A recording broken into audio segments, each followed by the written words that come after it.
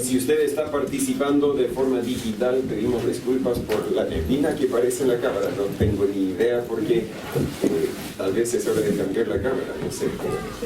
Ha sucedido en el pasado y en la tarde se curó. Solo no sé si hay humedad en el aire, nada que hacer. Lucas capítulo 10, por favor. Lucas capítulo 10. Hay ciertos objetivos en la vida que siempre son inconvenientes y otros objetivos que solo en ciertos momentos son inconvenientes. Por ejemplo, según entiendo, dar a luz un hijo nunca es algo muy conveniente, nunca es algo muy agradable. Sin embargo, muchas mujeres eligen dar a luz un hijo por cualquier motivo. Cada uno tiene su propio motivo. No hay forma de buscar un momento conveniente. El dolor y la incomodidad siempre va a ser inconveniente. Subir al monte Everest, según entiendo, siempre es difícil, siempre es inconveniente. Y de consecuencia, la gran mayoría de nosotros hemos elegido, no voy a subir el monte Everest. No tengo la plata para ir, no tengo la fuerza para subir y realmente no tengo ganas. Yo digo de vez en cuando sería genial, pero luego calculo todo lo que habrá que hacer y no. Si es demasiado inconveniente, simplemente no lo voy a hacer. Algunos objetivos siempre son inconvenientes y por lo tanto tenemos que decidir si los vamos a cumplir o no.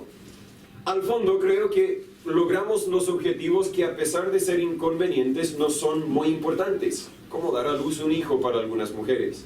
Y damos por alto los objetivos que simplemente no son tan importantes como subir el monte Everest. Realmente no importa. Pero hay otros objetivos que son muy importantes, pero solo en ciertos momentos son inconvenientes. En ese caso buscamos los mejores momentos para lograrlos. ¿Hay una gotera en el techo? Bueno, no sé, no tienen que levantar la mano para decir, sí, en mi casa hay. Si está lloviendo, como estaba lloviendo anoche, ¿qué hacemos? A veces quizás dicen, oye, mi amor, repara el techo, pero si está lloviendo, ¿qué hace el amor? El amor busca una tineta, busca una fuente para recoger el agua y dice, en otro momento lo voy a ver. ¿Por qué? Porque no es el momento más conveniente cuando está oscuro, cuando está lloviendo. Sabemos que hay que repararlo, es algo importante, pero no es algo tan urgente que tengo que hacerlo en este momento inconveniente. Puedo buscar un mejor momento para hacerlo. Quizás el neumático en el auto vemos que está bajo de aire. Bueno, lo puedo inflar cuando llego a la casa o cuando llego a la gasolinera, no tengo que inflarlo ahora mismo. Quizás la casa necesita un buen aseo, pero no tiene que ser ahora, puedo esperar hasta que los niños estén en cama y me será más conveniente, me será más fácil. Consideremos por un momento algunos objetivos espirituales. Muchas veces, incluso los objetivos espirituales pueden ser inconvenientes. Leer tu Biblia, tomar tiempo en oración, testificar o compartir de lo que Dios ha hecho en tu vida con otros, muchas veces va a ser inconveniente. Y algunos dicen, no, en mi vida no es inconveniente. Quizás de alguna forma tienes la perspectiva correcta, pero muchas veces creo que es inconveniente porque nuestra carne no quiere pasar tiempo leyendo la Biblia. Nuestra carne prefiere prender la tele que pasar tiempo en oración. Nuestra carne, bueno, es que yo vivo en el Espíritu. Ok, quizás eres más santo que yo, pero yo tengo una carne que lucha. Una carne que a veces dice, no es el momento más conveniente. Y ahí es donde yo tengo que sujetar mi cuerpo, como dice Pablo, y tengo que decir, no, es lo correcto, es lo necesario, aun si no es lo conveniente. Pero al hablar otra vez de esos objetivos espirituales, bueno, va a depender cómo evaluamos la inconveniencia en contraste con su importancia.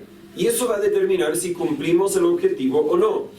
Los que pasaron un tiempo leyendo su Biblia, un tiempo devocional antes de venir al culto hoy día, lo hicieron o porque no les era inconveniente, es decir, tenían tiempo, o porque a pesar de ser inconveniente, reconocieron que es importante. De la misma forma, los que no pasaron tiempo leyendo su Biblia antes de venir, no lo hicieron quizás porque era demasiado inconveniente, había mucho que arreglar para vestir los niños, para traerlos a la iglesia, etc., o simplemente porque no lo estimamos tan importante.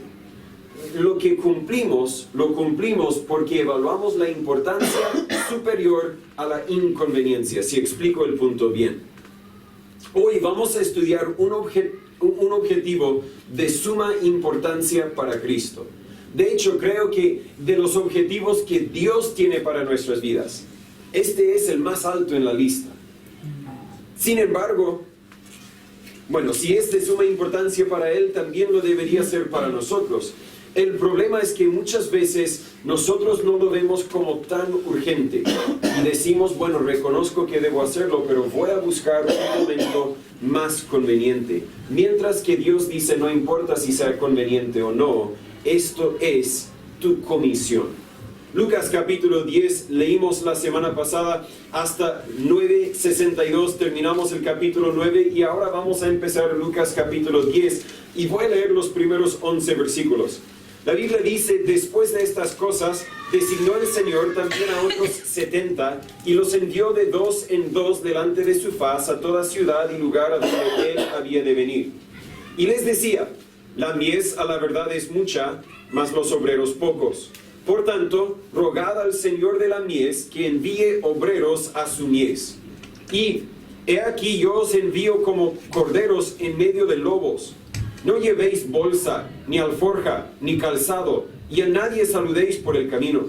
En cualquier casa donde entréis, primeramente decid, paz sea a esta casa. Y si hubiere ahí algún hijo de paz, vuestra paz reposará sobre él, y si no, se volverá a vosotros. Y posad en aquella misma casa, comiendo y bebiendo lo que os dieren, porque el obrero digno es de su salario. No os paséis de casa en casa. Y en cualquier ciudad donde entréis y os reciban, comed lo que os ponga delante. Y sanad a los enfermos que en ella haya, y decidles, el reino de Dios se ha acercado a vosotros. Pero en cualquier ciudad donde entréis y no os reciban, saliendo por sus calles, decid, aun al polvo que se nos ha pegado de vuestra ciudad, sacudimos contra vosotros. Pero esto sabed, que el reino de Dios se ha acercado a vosotros.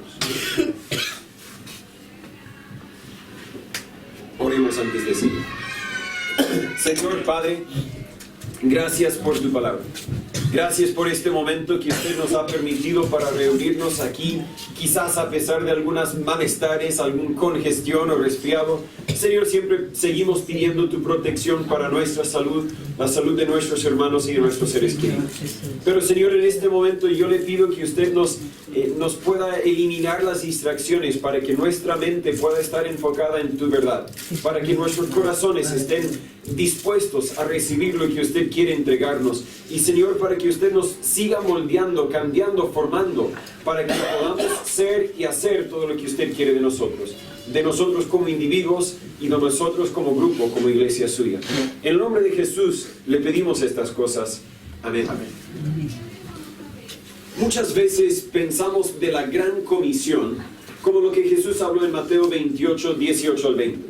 Y claro, en ese pasaje encontramos, es un buen pasaje para ayudarnos a entender el cuadro completo o el objetivo final de la gran comisión. El objetivo de Dios es alcanzar al mundo, a cada persona en el mundo, con el Evangelio.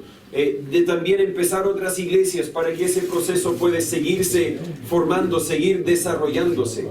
Pero creo que este pasaje, Lucas capítulo 10, nos explica más bien los detalles de los primeros pasos de esa gran comisión.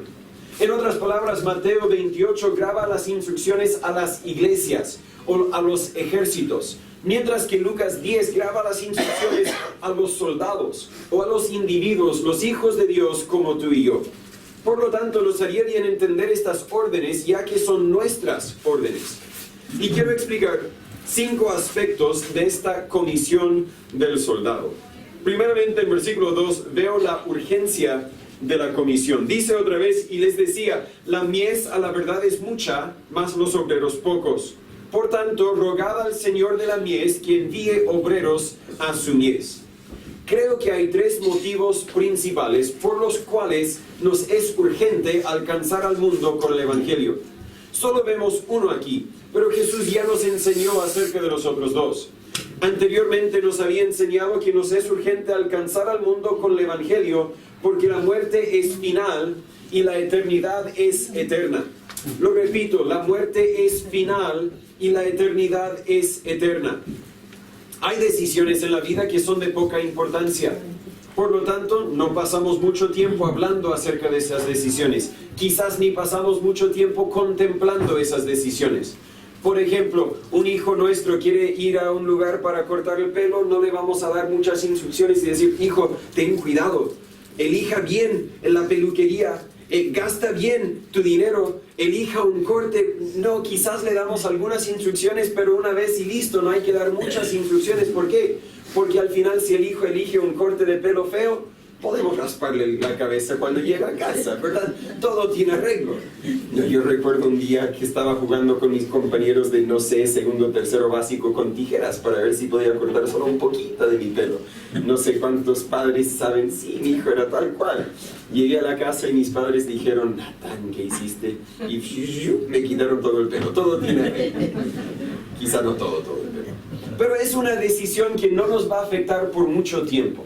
Espera un mes para los varones, quizás para las mujeres, quizás más de algunos meses para que vuelvan a tener la distancia que tenían en su pelo, el volumen, digamos, no sé las palabras precisas, pero son de poca importancia porque si elegiste mal, siempre tendrás oportunidad de cambiar tu decisión.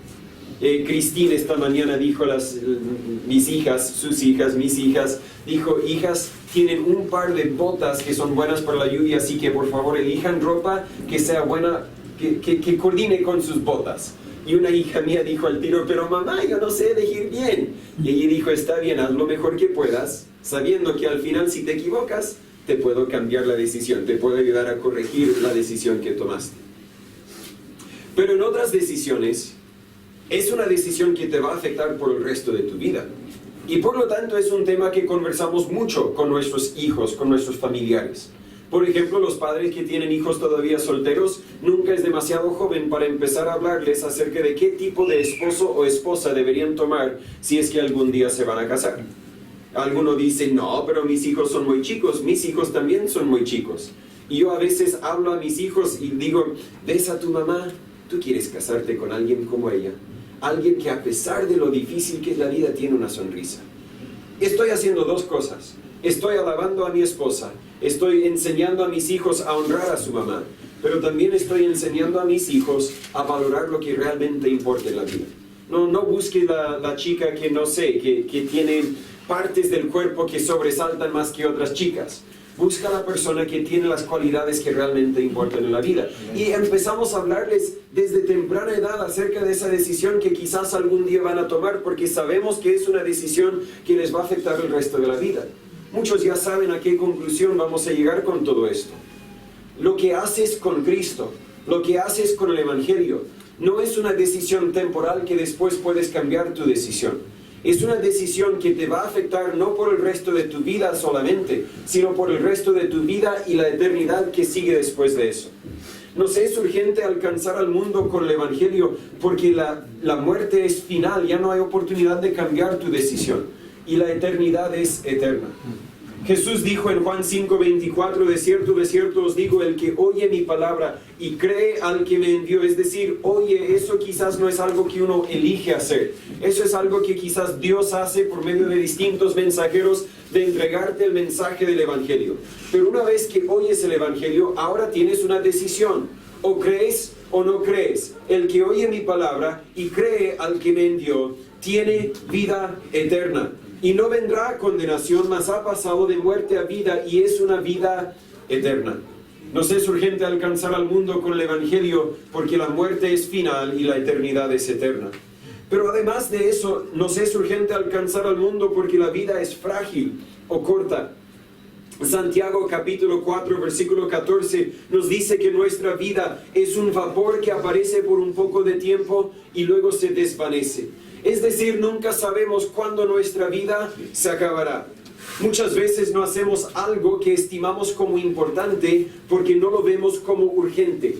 Claro, hay que cambiar el aceite en el vehículo porque el kilometraje dice que es lo que corresponde. Pero mire, tengo tiempo, no lo tengo que hacer hoy, lo puedo hacer mañana. Y el problema es que con algunos de nosotros mañana llegan a ser 60 mañanas y estamos luego causando mal a nuestro vehículo al seguir usándolo sin haber hecho lo que debíamos haber hecho meses antes. Claro, debemos limpiar la casa antes de que lleguen las visitas, pero ellos no llegan hasta mañana. Y luego nos llaman, nos adelantamos, llegamos en 15 minutos, ¿verdad? Nunca sabemos en cuanto a nuestra vida, nunca sabemos cuándo tendremos otra oportunidad, o si es que tendremos otra oportunidad. Esta semana hablé con alguien que recibió una noticia de que quizás su vida sería mucho más corta de lo que había anticipado. Y esta persona no estaba bien, no estaba en pánico, no estaba, hoy, ¿qué voy a hacer? Ella al final me comentó Romanos 8:28. Sabemos que todas las cosas ayudan a bien a los que aman a Dios y los que conforme a su propósito son llamados. Y casi le dije, a ver hermana, ¿quiere predicar el domingo? Porque es el mensaje que siempre quiero comunicar. Pero ella con su vida está testificando, yo no me preocupo. Pero luego dijo, pero sí empecé a hacer una lista de cosas que quiero hacer antes de partir. Y en ese sentido, si todos supiéramos que nos queda un año, viviríamos nuestras vidas de una forma muy distinta. Si todos supiéramos que tenemos un mes, viviríamos nuestras vidas de una forma muy distinta. Y si supiéramos que hoy sería el último día, le aseguro que haríamos cosas muy distintas esta tarde. Pero siempre vivimos como que si nos quedan por lo menos unos 5 o 10 años más. Algunos quizás llegan a una edad donde ya no vivimos así, pero vivimos como por lo menos nos quedan unos 5 o 10 meses más. Y Dios dice, no, cuidado, la vida es frágil. Tu vida es un vapor que aparece y luego desvanece. Quizás piensas, claro, debo testificar a mis familiares, pero hay otra oportunidad más conveniente. Mientras que Dios quiere que nos demos cuenta que bien podría ser que esta sea la última oportunidad, o para nosotros contarles o para ellos creer y recibir el Evangelio. Nos es urgente alcanzar al mundo porque la vida es frágil. Hebreos 9:27 dice, y de la manera que está establecido los hombres, que mueran una sola vez y después de esto el juicio. Todos vamos a morir un día, y los que hemos creído la Biblia sabemos que Hebreos 9:27 no miente. Sabemos que después de esta vida van a ponerse delante del Dios justo, santo, todopoderoso. Y si no han creído en el Hijo de Dios, si no han creído en el sacrificio de Jesús en la cruz, o si quizás han creído, pero además de creer han creído en otras cosas, al fondo realmente no han creído, entonces van a pasar la eternidad en el infierno. En Juan 4:35 Jesús dice, ¿no decís vosotros aún faltan 4 meses para que venga la siega? He aquí os digo, alzad vuestros ojos y mirad los campos, porque ya están blancos para la siega. En otras palabras, Jesús dice, ¿no dicen vosotros que habrá otro momento más conveniente? Yo les digo, miren, este es el momento preciso. Nos es urgente alcanzar al mundo con el Evangelio, no tan solo porque la muerte es final y la eternidad eterna, sino porque también la vida es frágil. Y aquí en versículo 2 encontramos el tercer motivo. Nuestra comisión es urgente porque nos hace falta muchos obreros. Otra vez Jesús dice, la mies, la verdad es mucha, mas los obreros pocos. Muchos países hoy día se han dado cuenta de que hay una falta de profesores. Durante la pandemia muchos alumnos, muchos colegios se cerraron, no era fácil para los alumnos, no era fácil ni divertido para los profesores, y muchos profesores, especialmente los mayores de edad, quizás no querían aprender la tecnología, así que se jubilaron nomás. Y los jóvenes entrando a la universidad dijeron, yo no quiero enseñar por medio de la tecnología solamente. En vez de elegir estudiar para ser un profesor, eligieron otra profesión, otra carrera. Y por lo tanto se calcula que aquí en Chile, para el año 2025, habrá un déficit de 26,000 profesores. Eso es igual a casi 20% de los profesores que se calculan, se estiman que serán necesarios para educar bien a nuestros niños. 20% de los profesores van a faltar. ¿Qué vamos a hacer? Bueno, es un problema que no podemos ignorar, porque si no hay suficientes profesores, una de dos cosas va a pasar. Uno, o los alumnos, los grupos de las clases se van a aumentar, en vez de tener 30 ahora van a tener 40, en vez de 40 ahora van a tener 50. Y si son tantos alumnos, no van a aprender de la misma forma en que deberían aprender. O van a quizás contratar a profesores que realmente no son profesores. Van a decir, ¿quién quiere ser profesor? ¿Tú? Bien. ¿No sabes nada de matemática? No importa, nosotros tampoco. Enseña el curso, ¿verdad? Y al fondo, los niños van a sufrir. Y si los niños sufren, la sociedad sufre. Entonces, no tan solo Chile, esto está pasando en gran parte del mundo y están reconociendo, tenemos un problema urgente porque nos hace falta profesores. De la misma forma, Jesús nos está diciendo que hay un gran déficit de obreros en su mies. Ahora, no vamos a definir a obreros como solamente pastores y misioneros, aunque pastores y misioneros son obreros. En marzo del 2022 se calculó, se hizo una encuesta en los Estados Unidos y se determinó que 42% de los pastores, casi la mitad, 42% de los pastores en los Estados Unidos contempló jubilarse o cambiarse de profesión durante el último año. Quizás también producto de la pandemia. Las estadísticas son difíciles de detallar, pero todas las estadísticas están de acuerdo que hay más pastores saliendo del ministerio que entrando al ministerio. Hay más iglesias, por lo menos en los Estados Unidos hoy día, iglesias sin pastores que pastores sin iglesia. Hay una gran falta evidente de obreros si tan solo definimos obreros como pastores y misioneros. Pero no creo que Jesús estaba pensando exclusivamente en pastores y misioneros cuando dijo, más los obreros pocos. Creo que estaba pensando en discípulos o creyentes que están dispuestos a trabajar o obrar en la mies. Hablaba de personas como tú y yo. Decía, hace falta de quien salga y comparte el Evangelio. No importa si no tiene título de la Biblia, no importa si no conoce mucho, hace falta de quienes, según la Biblia dice en Hechos 1:8, simplemente sean testigos de lo que Dios ha hecho en tu propia vida. Sí. Hace falta de hombres y mujeres, niños y niñas, quienes salgan a obrar en el campo del Señor. Varios años más adelante, Pablo tenía una visión grabada en Hechos 16, 9 al 10. Dice, de noche apareció a Pablo una visión. Un varón macedonio estaba en pie y le rogaba diciendo, pasa a Macedonia y ayúdanos. Y cuando él dio la visión, inmediatamente procuramos ir a Macedonia, dando por cierto que el Señor nos llamaba para que les predicásemos el Evangelio. Ellos reconocían, estando en el primer siglo después de Cristo, que ahora había muchas ciudades, muchas regiones, muchos países a donde el Evangelio aún no había alcanzado. Hoy día vivimos en un mundo más tecnológico, un mundo más global. Existe el Internet y por lo tanto decimos, mire, si alguien en China quiere saber de Dios, ellos pueden subirse al Internet. Yo no sé nada de chino, pero entiendo que hay otros hermanos que están cumpliendo con esa labor, así que nada que hacer. Yo no tengo que hacer nada para alcanzar a China. Dios ya está usando a otras personas para alcanzarlos. Entiendo el punto. Quizás Dios está llamando a alguien aquí para ir a China, pero bien podría ser que no. Pero luego existe el mismo peligro cuando pensamos de Argentina. Bueno, yo hablo español, yo quizás podría testificar a los argentinos, pero mire, hay cristianos en Argentina y ellos van a testificar a los argentinos, así que no, yo no tengo que hacer nada. Entiendo el punto otra vez, bien puede ser que Dios quiere que alguien aquí vaya a Argentina para compartir el Evangelio, pero quizás ese no sea la voluntad de Dios. Pero luego tomamos ese mismo razonamiento y decimos, mire, aquí en Chile, no, por seguro todos ya han escuchado el Evangelio. Aquí en Chile, por lo menos, si alguien quiere escucharlo, puede escuchar la radio, puede prender la tele. Tenemos tantos medios para que ellos escuchen el Evangelio que no hay ninguna persona fuera del alcance del Evangelio. Pero tenemos que entender que la tierra no va buscando la semilla. La semilla tiene que ser lanzado a la tierra. Estoy usando una ilustración que Jesús ocupa en varias ocasiones donde la semilla es la palabra, es el mensaje del Evangelio. Y la tierra son las almas. Almas perdidas no dicen, yo quiero escuchar el Evangelio, a ver dónde está la iglesia bíblica bautista, la verdad, para poder escuchar las predicaciones. Almas perdidas no hacen eso.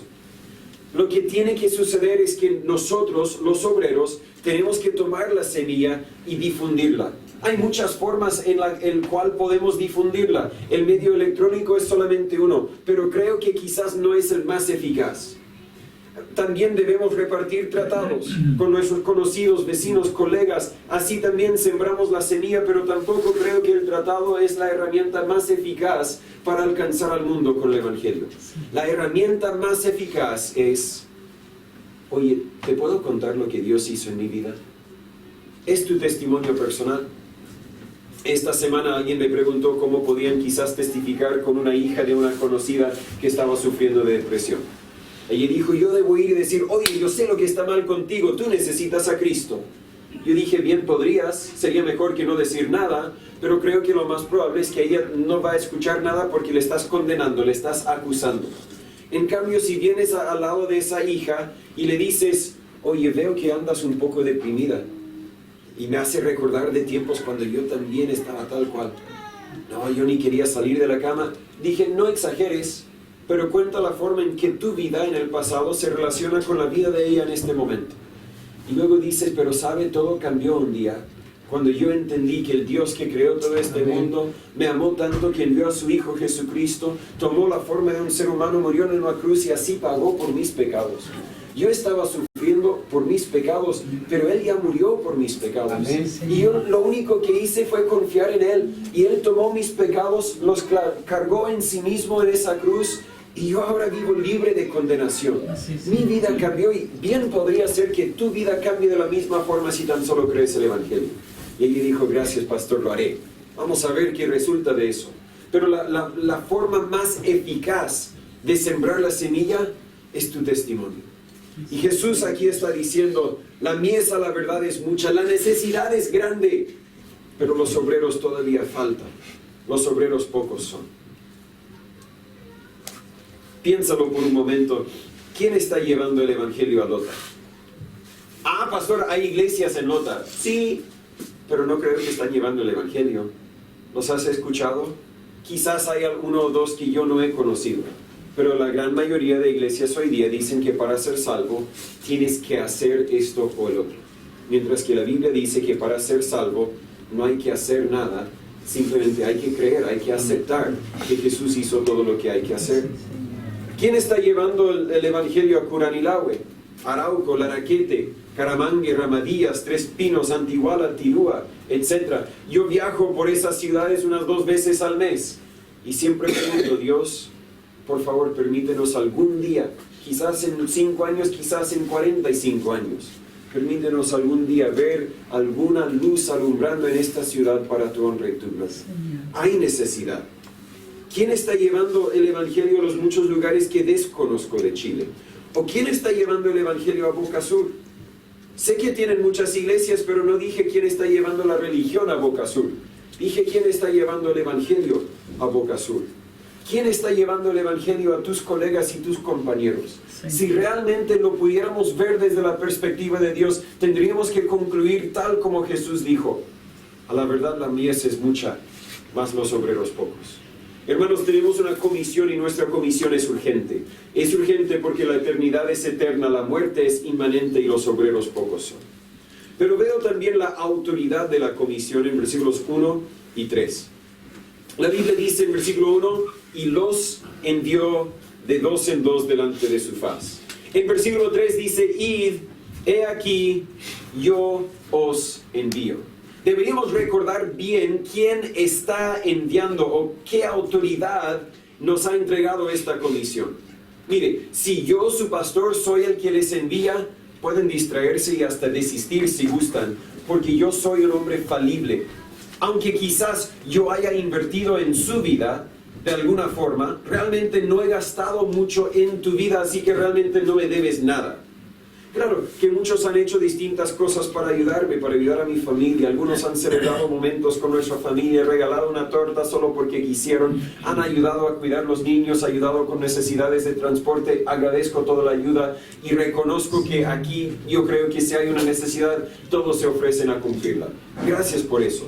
De la misma forma, si hay una necesidad, avísame para yo poder ayudarles a ellos. Ese es simple el amor fraternal que tenemos como hermanos en Cristo. Pero yo creo que si pidiera otra cosa, quizás usted diría, no, eso ya es mucho, pastor. Te puede ayudar en otras cosas, pero en eso no. Y bien puede ser que ahora alguien está pensando, no, pastor, imposible. Cualquier cosa que usted necesite, yo se lo hago, solamente avísame.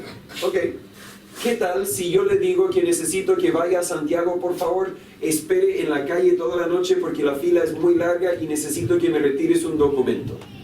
Vas a decir, oh, pastor, no sé. Algunos quizás no hay problema, pastor, yo voy. Pero luego, ¿qué tal si digo, y tiene que ser en la fecha, un momento preciso, justo en el momento cuando ibas a ir a la boda de tu prima o de tu hermana o de no sé qué? Yo creo que vamos a encontrar el punto cuando dices, no, ya es demasiado inconveniente, tendrás que buscar otra persona. Y tendrías todo el derecho, porque ¿quién soy yo? Un ser humano igual que tú. Pero cuando Dios te dice, tienes que hacer eso. La palabra no debería ser una palabra que sale de tu boca. Señor. Lo único que deberías considerar es la autoridad que te ha comisionado, que te ha enviado. Yo no soy el que les ha comisionado para llevar el Evangelio. Es Jesús, Amén. el que dio su vida por la tuya, el que tomó tu injusticia y maldad y te dio su justicia y santidad. Ese Jesús, el que te creó y ahora mismo te sostiene. Ese Jesús, el que dio todo por ti. Ese mismo Jesús pide que ahora te dediques a obedecer la comisión que te ha encargado. Y eres digno de todo lo que pudieras ofrecerle. Apocalipsis 4, versículo 11, la Biblia dice, digno eres de recibir la gloria y la honra y el poder. ¿Por qué? Porque tú creaste todas las cosas y por tu placer existen y fueron creadas. Señor, digno eres. Creo que nos haría bien quizás cada día en nuestras oraciones recordar a Dios, pero recordar a nuestro corazón, Señor, digno eres. Lo que esté a mi mano, lo que pidas de mí, te lo entrego porque digno eres de recibirlo todo. Y aún así, algunos de nosotros respondemos como que si un ser humano nos hubiera enviado.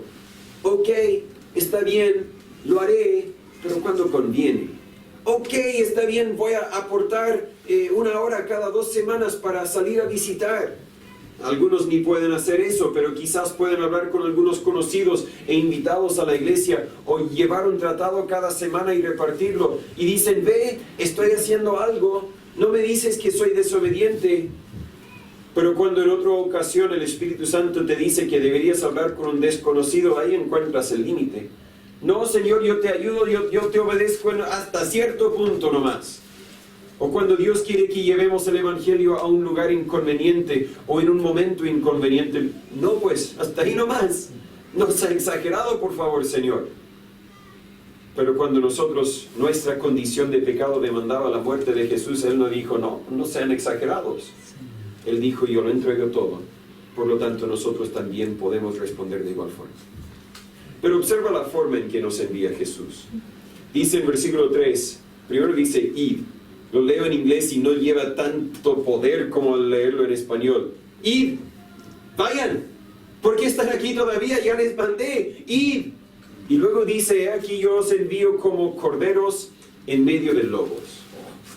Alguien dice, pero pastor, es que pides demasiado de mí. Bueno, primero, no soy yo el que pide. Amén. Pero segundo, Jesús sabía exactamente lo que pedía cuando te lo mandó.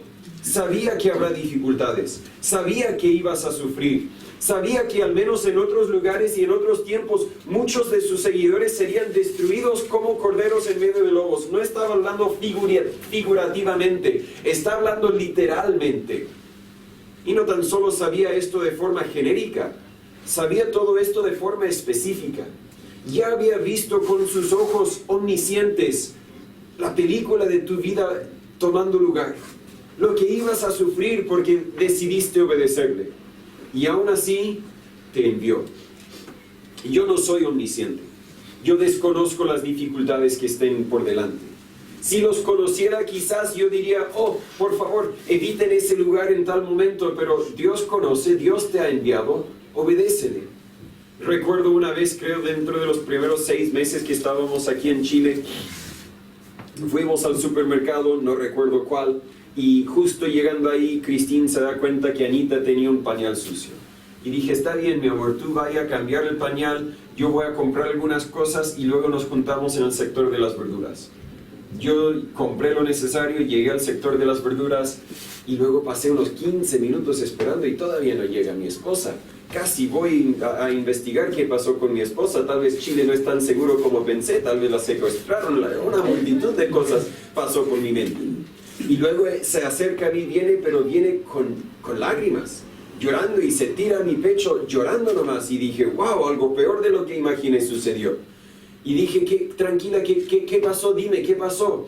Y ella ni podía hablar por lo asustada que estaba, o lo molesto que estaba, pero por fin me dijo, es que yo llegué al baño y empecé a cambiarla, pero tiene su trasero está muy rojo por la necesidad de la pañal, y yo no tenía nada más que toallas húmedas para limpiarle, y empecé a limpiarle y ella empezó a gritar, y como 5 mujeres al tiro empezaron a hablarme todas en español diciendo que no lo debo hacer así, que debería lavarla debajo del agua, y me trataron como que yo no sabía nada, y empezó a puro llorar.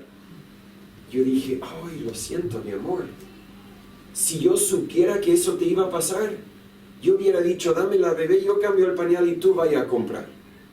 Pero no lo sabía, no podía protegerla de eso. Dios sabe, Dios puede protegerte de las dificultades, pero no lo elige hacer. Elige más bien advertirte, te envío como corderos en medio de lobos. Él está diciendo, si Él pudo pagar un precio alto para tu vida, tú también puedes pagar un precio para llevar el Evangelio, para rescatar a otras vidas. 1 de Corintios capítulo 6, versículo 20, nos dice, porque comprados sois por precio. Glorificad pues a Dios en vuestro cuerpo y en vuestro espíritu, los cuales son de Dios.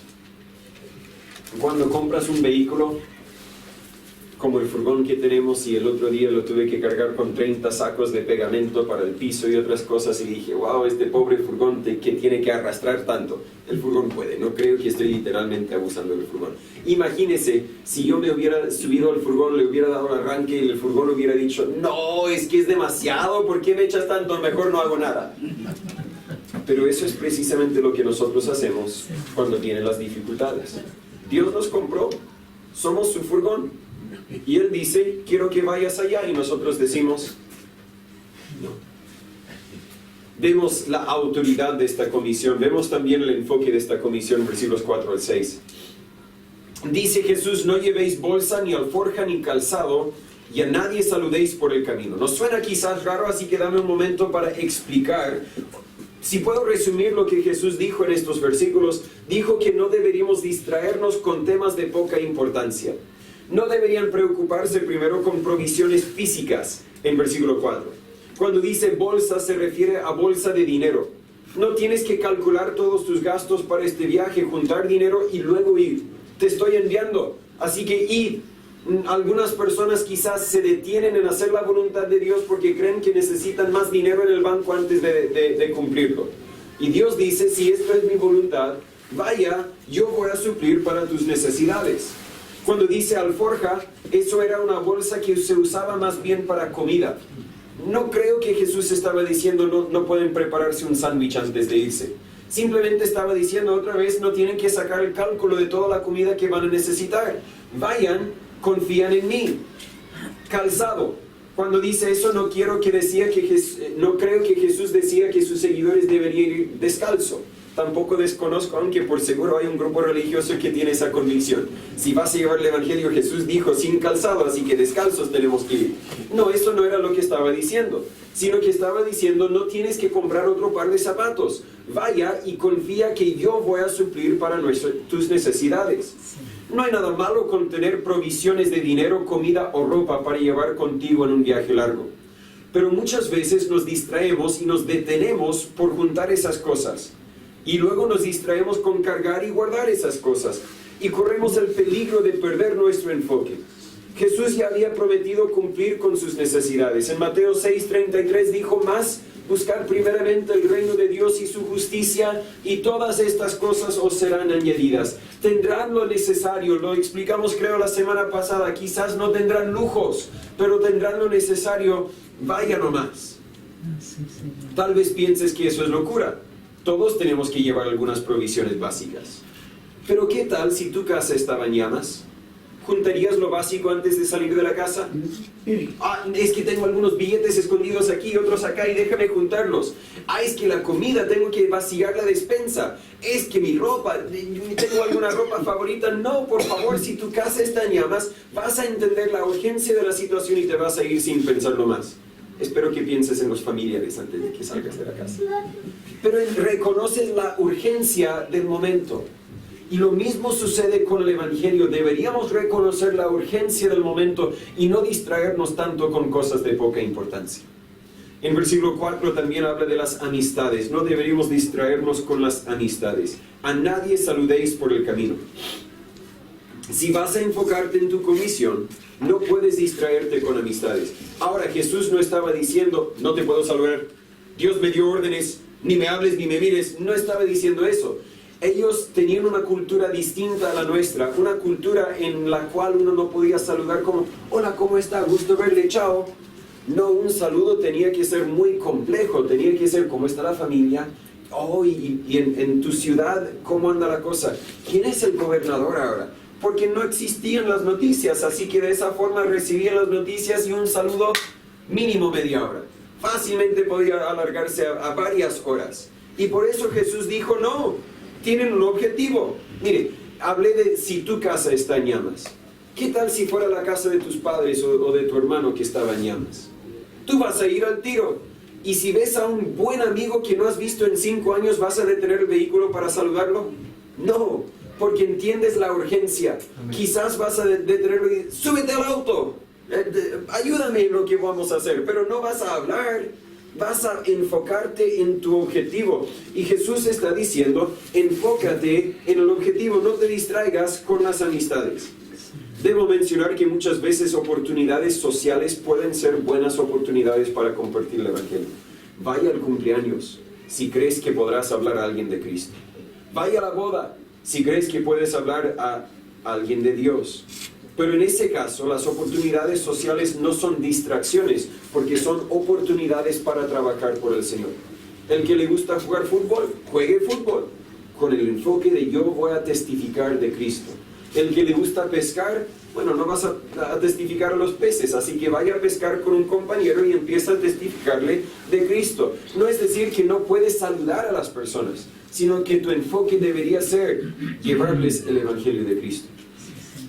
Vimos la semana pasada que tienes que pagar un precio familiar al servir a Cristo. También vas a pagar un precio de amistades. Yo nunca tenía muchas amistades cercanas antes de venir a Chile, antes de seguir a Cristo. Pero Cristín te podría contar cómo eso le dolió quizás más que cualquier otro precio que tenía que pagar durante los primeros años acá. Tenía un grupo de amigas en la iglesia y en los primeros años acá rara vez ni se escribían por Facebook, por Messenger. Y ella un día me dijo, es que me duele tanto. En Facebook puedo ver que las otras amigas siguen juntándose y yo no estoy.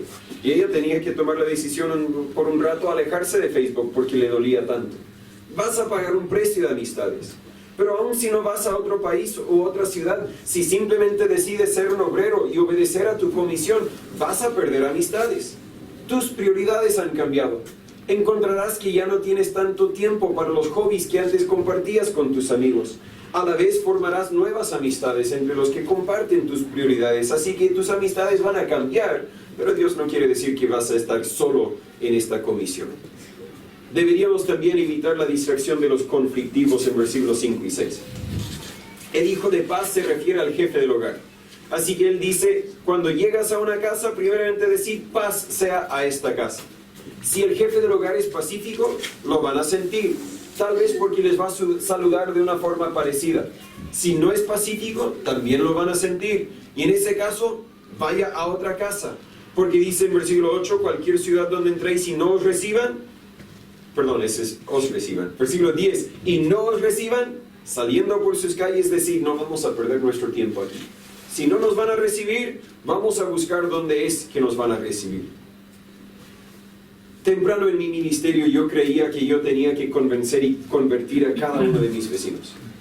Cuando uno salía de la puerta de su casa para hablarme, yo hacía todo lo posible para hablarles, para convencerles. Y si no me querían recibir, yo insistía.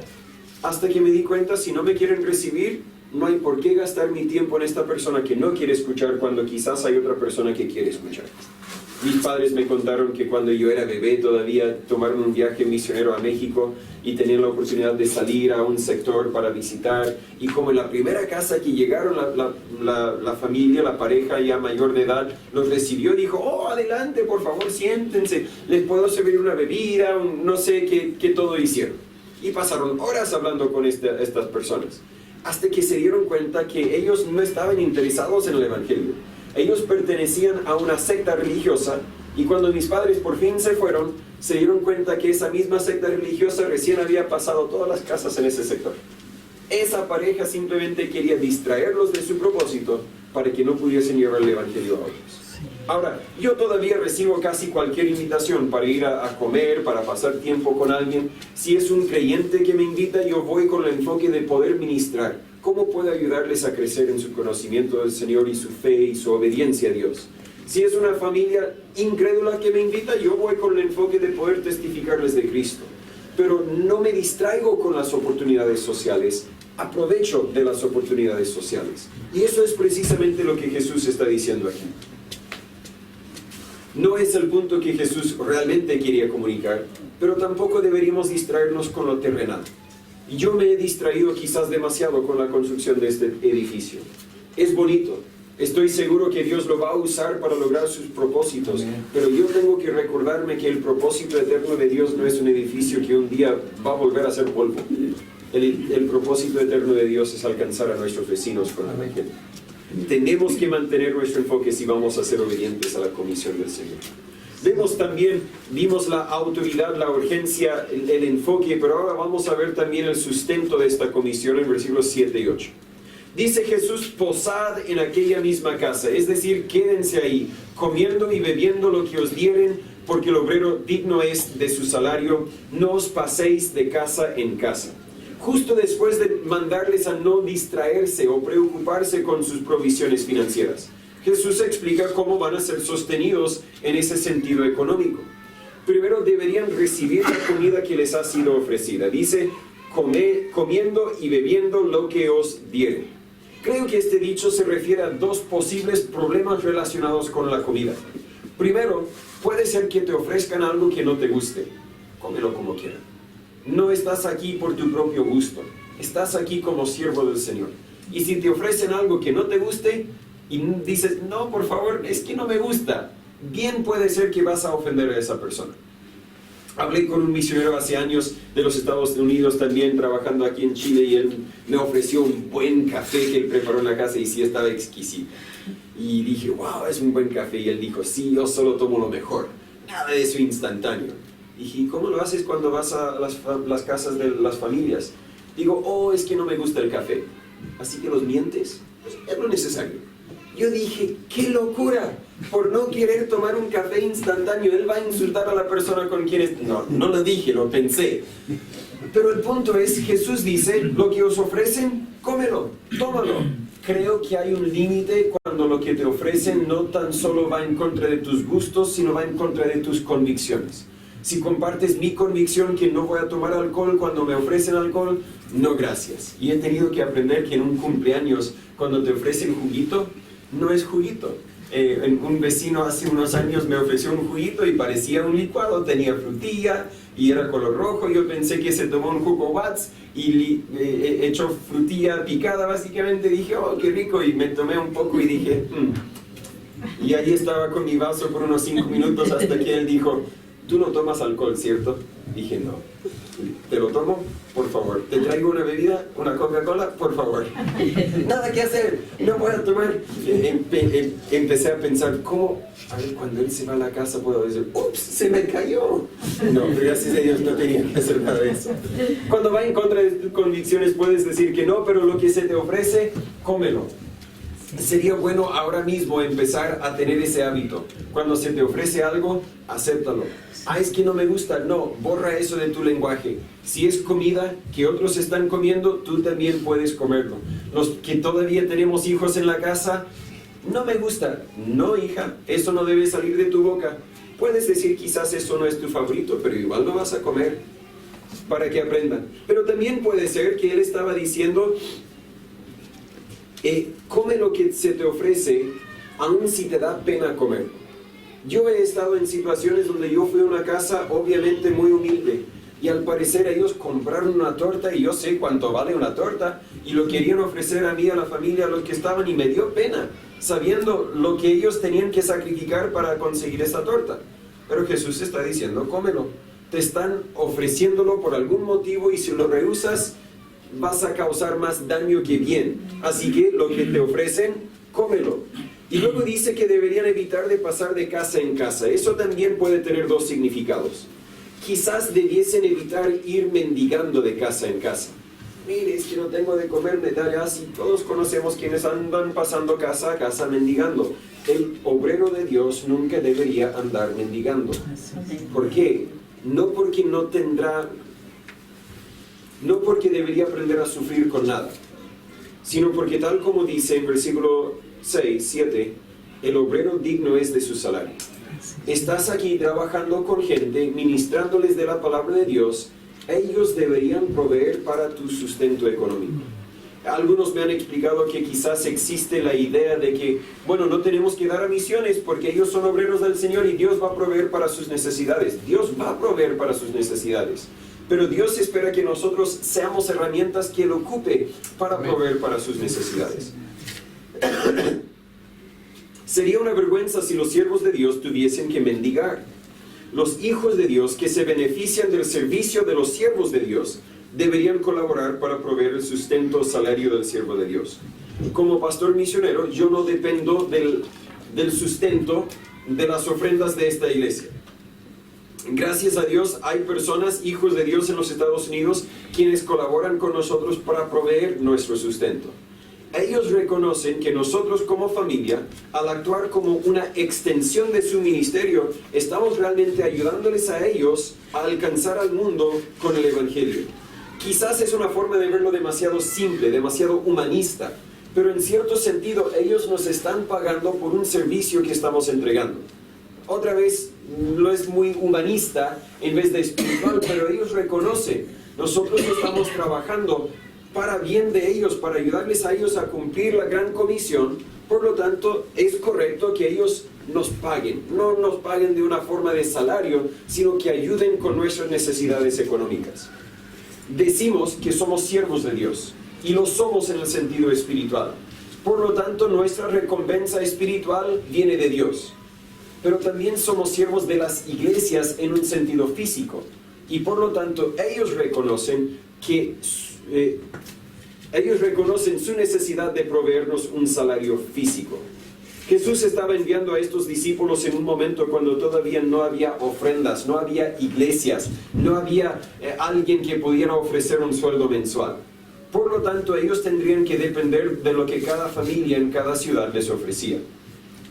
Pero más adelante, cuando una iglesia se formaba y un grupo de creyentes se organizaba, ese grupo de creyentes debería tomar la responsabilidad para proveer para el siervo de la iglesia, porque tal como Jesús dice, el obrero es digno de su salario. Pablo repite esa misma frase en 1 de Timoteo capítulo 5, versículos 17 y 18.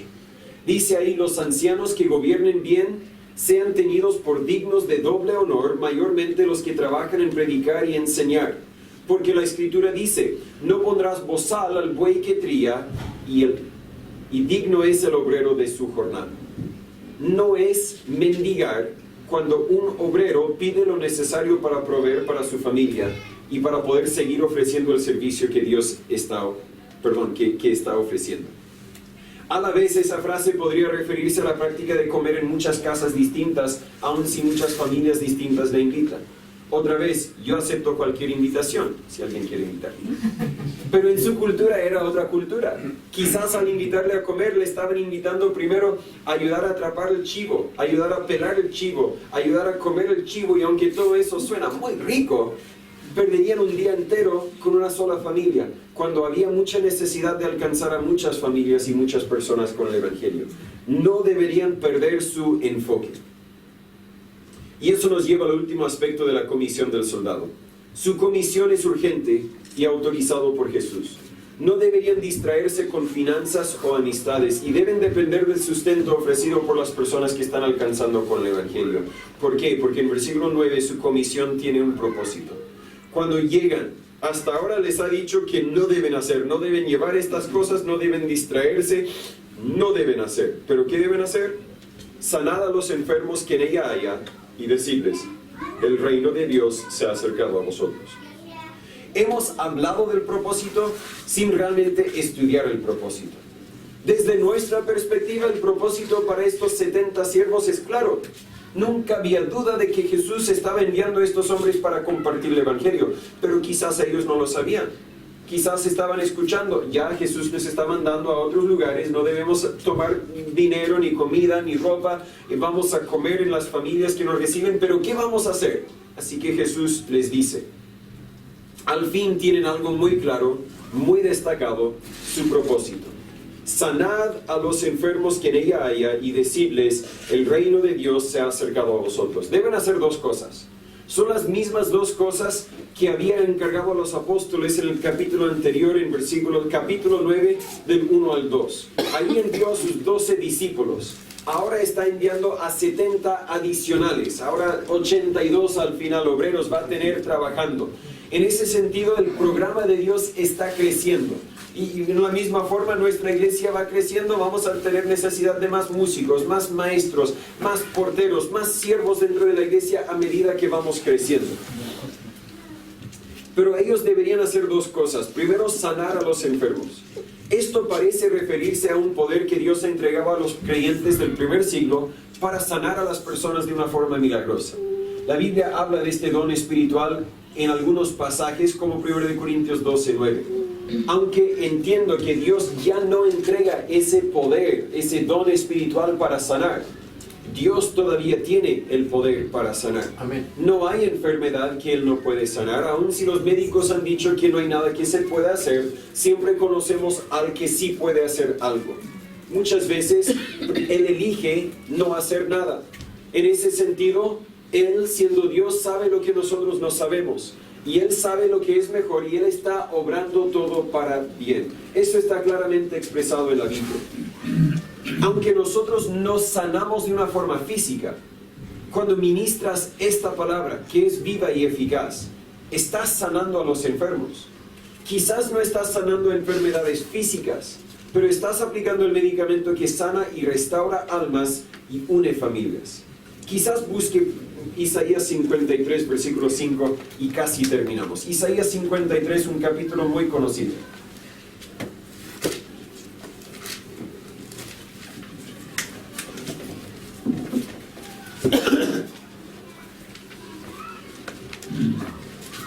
Está hablando de Jesús de una forma profética. Hablando, aunque todavía no había sucedido humanamente hablando, Dios conoce el fin desde el principio. Dios ya sabía que iba a suceder tal cual. Por lo tanto, Dios, por medio del profeta Isaías, está hablando como que si ya hubiese pasado. Y dice en Isaías 53, versículo 5, mas Él, Jesús, fue herido por nuestras transgresiones. Sabemos que todo lo sufrió a causa de nuestros pecados. Molido por nuestros pecados. Ahí lo destaca. El castigo de nuestra paz fue sobre Él. Él tomó el castigo que nosotros merecíamos. Y note la última frase. Por su llaga fuimos nosotros curados, sanados. Cuando Jesús envía a estos a sanar a los enfermos, podemos entender que a nosotros nos está llamando a sanar los enfermos. En este versículo, Isaías 53:5, no está hablando de sanidad física, está hablando de sanidad espiritual.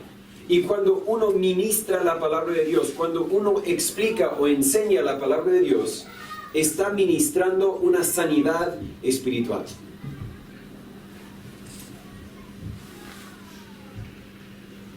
Está aplicando el poder que puede sanar las heridas espirituales, las heridas del corazón, puede restaurar familias y puede salvar a los pecadores.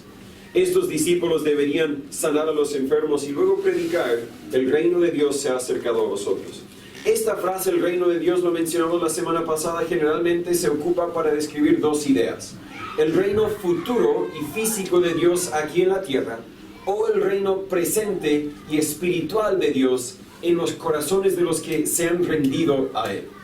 En este caso, no se está hablando del reino futuro y físico aquí en la tierra, sino el reino presente y espiritual de Dios en los corazones de los hijos de Dios.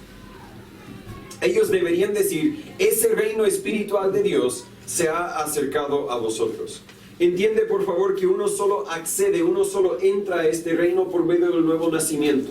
Jesús dijo a Nicodemo en Juan 3:3, de cierto os digo, o te digo, el que no naciere otra vez no puede ver el reino de Dios. Tienes que nacer a la familia de Dios. Y eso demanda arrepentimiento. En Mateo 4:17 la Biblia dice: desde entonces comenzó Jesús a predicar y decir: arrepentíos, porque el reino de Dios se ha acercado. En Marcos 1:14 y 15 la Biblia dice: más después que Juan fue encarcelado, Jesús vino a Galilea predicando el evangelio del reino de Dios. ¿Y qué dice? Diciendo: el tiempo se ha cumplido, el reino de Dios se ha acercado, arrepentíos. Y luego agrega un detalle más: y creed el evangelio. Para ser parte del reino de Dios tienes que arrepentir y creer. Tienes que reconocer que no mereces el cielo, pero gracias a lo que Jesús hizo por ti, puedes tener entrada. Más bien tienes entrada si tan solo recibes el regalo que Él ofrece al creer por medio de la fe. También lo leímos en Mateo y Marcos, y lo vemos aquí en Lucas, la frase: el reino de Dios se ha acercado a vosotros. Ese reino se ha acercado porque en el Antiguo Testamento estaba todavía muy lejano. Para que uno pudiera acceder al reino de Dios, Jesús tenía que morir en la cruz. Amén. Y humanamente hablando, eso aún estaba lejos. En el Antiguo Testamento uno quizás podía entender el reino de Dios, pero algo futuro. Ahora Jesús ha venido a morir en la cruz. Hoy día Jesús ya ha muerto en la cruz. El reino de Dios está tan cerca que estás a un instante de participar de ella si tan solo te arrepientas y crees en el evangelio. Este mensaje fue el mensaje principal de Jesús y debería ser la nuestra también. Pero le quiero presentar una pregunta importantísima. ¿Has creído en el evangelio? ¿Eres parte de este reino de Dios? Se ha acercado a usted porque Dios se hizo hombre, vivió entre nosotros para poder tomar el castigo que nosotros merecíamos. Murió en tu lugar y en el mío, para tomar el castigo de tus pecados, para que tú pudieses ser curado. Ya hizo todo lo que hay que hacer. Ahora lo único que tú tienes que hacer es confiar en Él. Así podrás ser parte del reino de Dios. Pero hablando a la mayoría de nosotros que, según entiendo, hemos creído, somos parte del reino de Dios. Reconocemos que hemos sido comisionados como soldados. Tenemos nuestro objetivo, más bien tienes tu objetivo claramente destacado en este pasaje para que sigamos y obedezcamos a la comisión. Pero ¿cómo responderás? ¿Lo ves como algo importante y urgente? ¿Reconoces que es una labor que Dios te ha entregado a ti? La mies sigue siendo mucha y los obreros siguen siendo pocos, porque demasiados cristianos creen que otra persona hará la labor que Cristo te dejó a ti. Entra a la batalla, toma tu cruz, reconoce que Jesús te ha comisionado y síguele. Note una frase importante que no comentamos antes en versículo 2. Les decía: la mies a la verdad es mucha, mas los obreros pocos. Por tanto, rogad al Señor de la mies que envíe obreros a su mies. La idea de rogar, orar a Dios para que Él envíe obreros, muchas veces es mal entendida. Muchas veces traduce así: Dios, yo reconozco que hay una gran necesidad de que alguien lleve el evangelio a Lota, y yo entiendo que el hermano Gabriel ahora tiene vehículo, así que él puede ir. Señor, envíalo a Lota. O Señor, él no está, así que puedo hablar del hermano Gabriel. O Señor, yo sé que hay una gran necesidad de que alguien vaya y lleve el evangelio a los que están encarcelados. Y yo sé que el hermano Juan Carlos, siendo tan fuerte como él es, él puede entrar y sería bueno, así que Dios envíe al hermano Juan Carlos a las cárceles. Pero no es lo que Jesús está diciendo. Jesús está diciendo: rogad al Señor de la mies que envíe obreros a su mies. En el sentido de que uno diga: Dios, yo reconozco que hay una necesidad y te pido por favor que me envíes. Si yo tengo la certeza de que tú quieres que deje mi casa y vaya a otro lugar para llevar el evangelio, lo haré. Pero Señor, también reconozco que me estás enviando a los que voy a encontrar durante esta semana. Deme la fe, deme la valentía, deme las palabras para decir, para que yo pueda ser un obrero en tu mies. No tienes que ir a otro país, no tienes que ir a otra ciudad, simplemente tienes que vivir la vida que Dios quiere que vivas, reconociendo que soy un obrero en la mies del Señor. Mantén tu enfoque, no te distraigas, no te detengas, no te desanimes, porque la eternidad es eterna y la muerte es inmanente. Señor Padre, gracias por tu palabra. Gracias por comisionarnos y elegir usarnos para llevar el mensaje del Evangelio. Señor, ayúdanos a ser obedientes a ese mandamiento. No lo podremos hacer en nuestras propias fuerzas, lo reconocemos. Pero lo podemos hacer porque nos has dejado tu Espíritu, Señor. Lo podemos hacer porque nos has enviado y nos has capacitado. Ayúdanos a simplemente ser obedientes. Si hay alguno que no ha confiado en ti, Señor, obra en sus vidas para que sean salvos. Pero úsanos para llevar el Evangelio a los que todavía necesitan escuchar. En nombre de Jesús pedimos estas cosas. Muchas gracias una vez más por haber tomado su tiempo para estar con nosotros. Antes de que se vaya, quiero contarle el mensaje más importante de todos los mensajes. Y es la pregunta, ¿cómo puede uno saber si va a ir al cielo o no? Y la respuesta es muy sencilla, nadie va al cielo por sí solo. Nadie va al cielo por ser suficiente bueno. La Biblia nos dice en Romanos capítulo 3, versículo 10, que no hay justo, ni aun uno. No hay nadie quien puede autoidentificarse y decir, míreme a mí, yo soy bueno, yo merezco el cielo. Yo no merezco el cielo, y tú tampoco. En mis propias fuerzas, tal como tú en las tuyas, nunca llegaríamos al cielo. Pero por eso es que Dios mandó a Jesús a morir en la cruz como nuestro sustituto, a tomar la paga de nuestros pecados. La Biblia dice en Juan 3:16, porque de tal manera amó Dios al mundo. Eso te incluye a ti tal como me incluye a mí. De tal manera amó Dios al mundo, que ha dado a su Hijo unigénito, para que todo aquel que en Él cree no se pierda, mas tenga vida eterna. Esa es una promesa de un Dios quien no falla, un Dios quien siempre ha cumplido todas sus promesas, siempre ha cumplido con todas sus profecías, siempre ha sido fiel y siempre lo será. Si usted cree en Jesús, usted recibe el regalo de la salvación, usted tendrá esa vida eterna. Pero creer en Jesús es más que creer que Jesús existe, es más que creer que Jesús es Dios, es más que creer que Él vino a la tierra y murió por tus pecados. Es aceptar que Él es el único quien puede salvarte. Es aceptar también que tú necesitas un Salvador, que tú eres un pecador, que tú mereces el infierno. Pero gracias a Él puedes tener vida eterna.